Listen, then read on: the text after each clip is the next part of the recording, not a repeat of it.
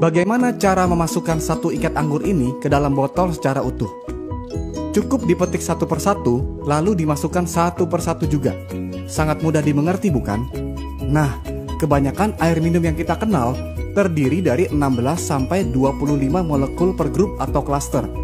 Padahal, sel tubuh memiliki aquaporin sebagai gerbang keluar masuk air yang berukuran 4-6 molekul. Apakah grup molekul yang besar tersebut bisa masuk? Bisa, namun lebih lambat. Maka dari itu ada rasa kembung, jadi malas minum akibatnya dehidrasi. Berarti kalau molekulnya kecil bisa keluar masuk sel tubuh dengan jauh lebih cepat. Dengan cara apa dikecilkan? Elektrolisis. Apakah itu? Grup molekul air yang lebih besar diberi aliran listrik yang tepat, sehingga menjadi grup molekul yang lebih kecil supaya mudah keluar masuk aquaporin. Istilahnya adalah microcluster. Logikanya begini, jika ada sepasang magnet dengan dua kutub yang berbeda dan saling berhadapan akan tarik-menarik. Jika kutubnya sama akan tolak-menolak, sehingga molekul air yang tadinya berhimpitan jadi terpecah sendiri-sendiri. Belum lagi, di inti sel terdapat ion positif yang membuat molekul air yang berion negatif ini tertarik masuk ke dalamnya dan meninggalkan ion negatif di membran atau dinding sel, sehingga sel tubuh pun menjadi tidak lengket. Mengapa air ini penting sekali? Karena kerjanya berdampingan dengan detak jantung. Ketika jantung berdetak, sel berkontraksi sehingga terkompres dan mengeluarkan karbon dioksida dan toksin atau racun. Inilah yang disebut dengan detoksifikasi. Lalu jantung berdetak lagi dan sel mengembang lagi, kemudian menarik oksigen dan nutrisi. Proses ini terjadi di dalam hemoglobin, yang adalah protein yang mengandung zat besi di dalam sel darah merah yang berfungsi sebagai pengangkut. Detak jantung ini ada voltasenya. Manusia sehat dan normal berada di voltase 120 mV. Karena semakin tua dan pengaruh oksidasi, voltasenya akan turun bertahap ke 100 mV, lalu ke 80 mV. Jika sampai menyentuh 60 mV sudah sangat berbahaya, karena disinilah titik tubuh dalam kondisi kronis. Karena oksidasi itu adalah proses penuaan atau karat yang secara langsung mempengaruhi zat besi dalam hemoglobin. Akibat oksidasi adalah tubuh menjadi asam, lalu muncul berbagai penyakit kronis seperti kanker, diabetes, inflamasi, dan sebagainya. Berarti air yang baik sangat dibutuhkan oleh tubuh. Sumber air yang dikenal berkhasiat terbentuk akibat tersambar petir dan pergesekan dengan batu-batuan di alam. Tetapi mata air seperti ini sangat terbatas jumlahnya. Yang Enegic lakukan adalah membersihkan air keran terlebih dahulu dengan filternya, lalu menangkap fenomena sambaran petir tersebut dengan disetrum melalui 7 plat titanium berlapis platinum yang bisa mengeluarkan air minum berkhasiat tinggi yang disebut dengan air kanggeng pH 8,5, lalu pH 9 yang lebih kecil molekulnya, lalu pH 9,5 yang lebih kecil lagi molekulnya untuk transportasi yang lebih baik. Jika ukuran kemampuan elektrolisis adalah kombinasi antara power, amperage, dan surface area, maka ini adalah faktor kunci dalam memilih sebuah mesin. PEU adalah Potential Electrolysis Unit. SD501 memiliki 230 watt, 2,5 ampere, dan 466 square inch, sama dengan 267.950 PEU.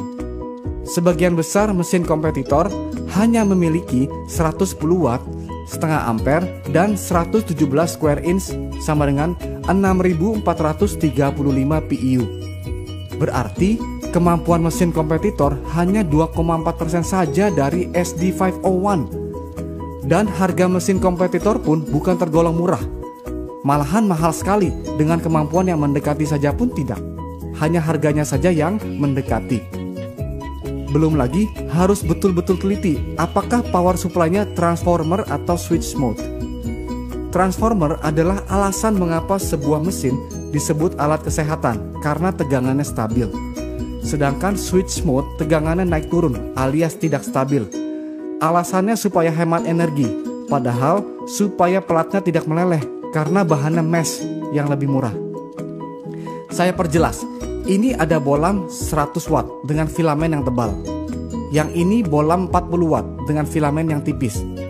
Jika bola 40 watt dinyalakan di tegangan 100 watt akan putus karena tidak mampu menahan daya yang tinggi. Demikian halnya dengan plat yang digunakan di dalam mesin.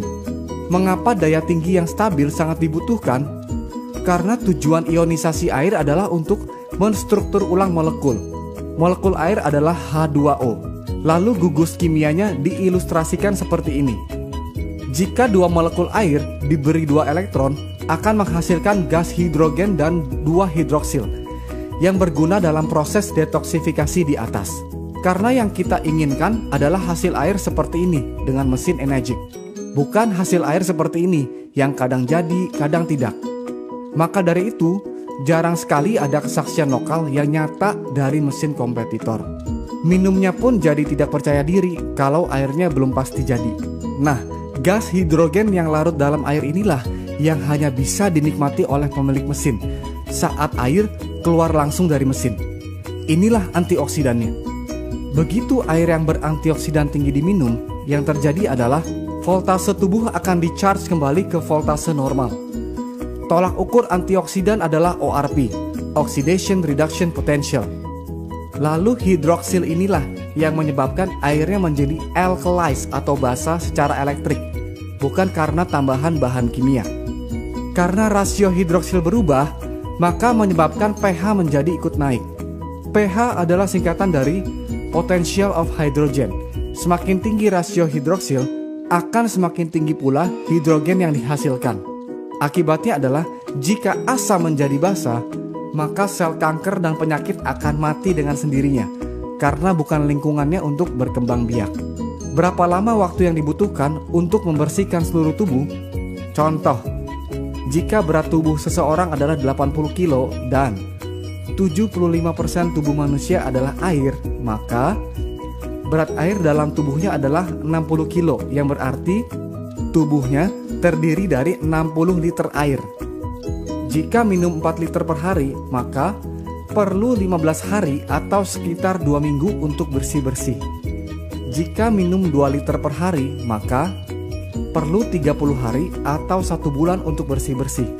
Lalu, apakah air ini segala-galanya? Tidak. Masih perlu pola makan, istirahat, olahraga, dan kontrol emosi yang baik. Tetapi jangan lupa, air adalah unsur yang paling banyak di badan, 75%. Jadi cara pertama untuk sehat adalah bereskan dulu yang paling banyak di badan.